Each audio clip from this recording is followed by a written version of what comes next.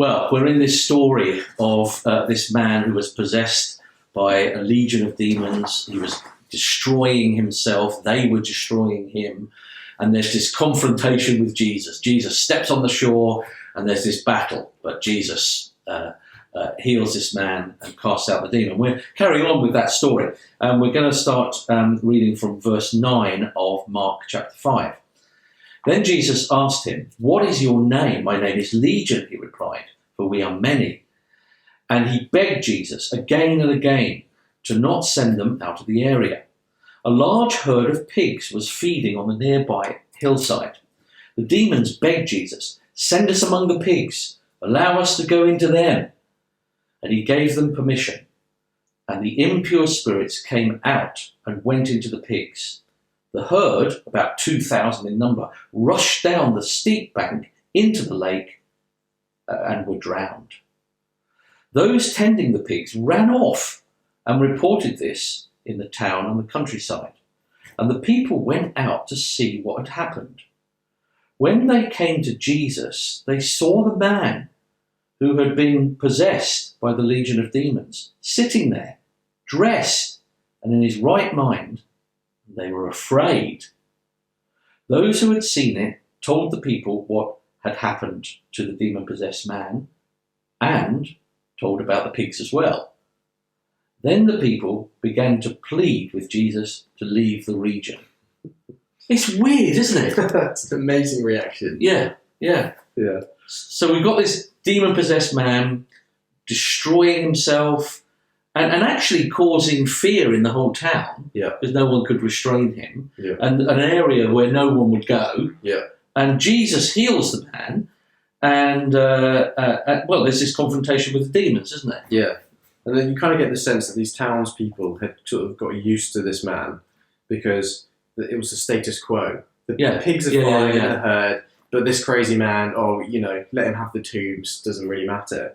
Yeah, we get on with life. Even though it's destructive, we just sort of live around it. Exactly. Yeah. Now that sort of this man's been healed of this possession, they're upset about it because they're 2,000 pigs down, but one man up, and they are upset and afraid. Yeah. I mean, I love that line where when the people come out to see what on earth is going on, because the pig herdsmen or whatever they are ran out and told everyone that they don't just tell them about which verse is that, the demon possessed man, but they and verse the pigs 16. Also. Verse 16. Yeah, those who had seen it told the people what had happened to the demon possessed man, and told them about the pigs as well. Yeah. Well, they probably didn't care about this man.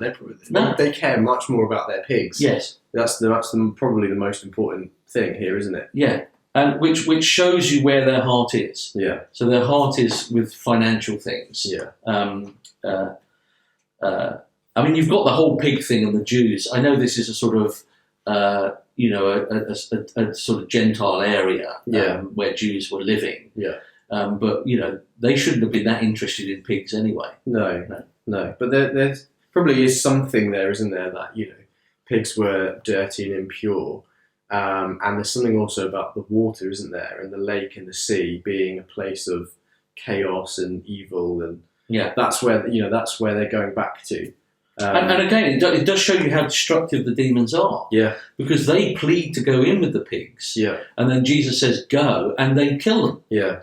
That's what Satan is about. Exactly, that is what Satan's about. Because I don't know when you were young, it was always quite exciting to do Ouija boards and, sort of seances and things. I know you were brought up in a Christian home. Nursery rhymes and Ouija boards. It was a sort of an interesting thing. You were interested in the dark, right? And Satan, and, those sort of things. There was a fascination, but he's about lying and death. Yeah, that's get rid of all the fascination. Yeah, he's about lying and death. Yeah, and this proves it. Yeah, and this man who's now sat in his right mind would probably tell you exactly that. Yeah, he would say, well, perhaps that's how he got started with all of this. Perhaps it was a fascination, a slight interest, but he would say it's not. It's bondage. It's decay. It's evil. But here's Jesus, who's the absolute opposite of all of that, isn't it? Yeah. Now, I think Mark is writing this story to say, in the end, who is the worst demon-possessed people? Yeah. So, okay, Jesus has come and dealt with this destruction in this man's life, which is just great hope for as we saw last time. But now we've got these people that are so obsessed with their finance and their money and their living that they want Jesus to go. Yeah. They're afraid and they want him to go.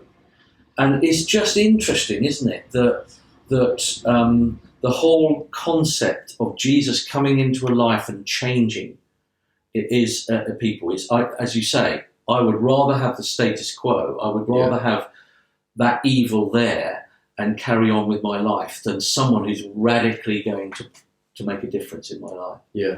I remember when I used to do youth work in a church, and we had several parents angry that their teenage daughters weren't at the nightclubs meeting blokes and doing what ordinary girls did, which was to get drunk and to go off. Angry. They were angry at us. How dare you? How dare you make my daughter into some religious freak? Oh wow. That was several letters. And it just reminds me of this. But what you want your daughter to go to a nightclub, get drunk, get laid or whatever it is. You'd rather that than this girl that's growing up, thinking, understanding the world, following Christ. Yeah, it is extraordinary. Isn't it?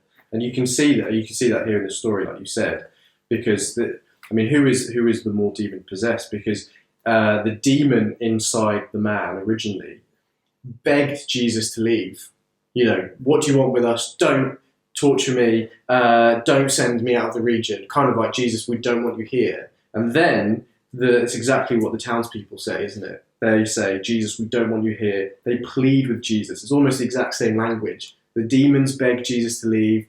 The townspeople beg Jesus to leave. Exactly. So, exactly. Yeah. So they're believing the lie. They're believing the lie. Yeah. So I wonder what you think about Jesus.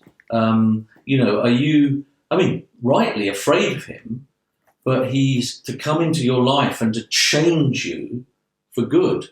Now that's quite scary, but would you rather have the lies of Satan?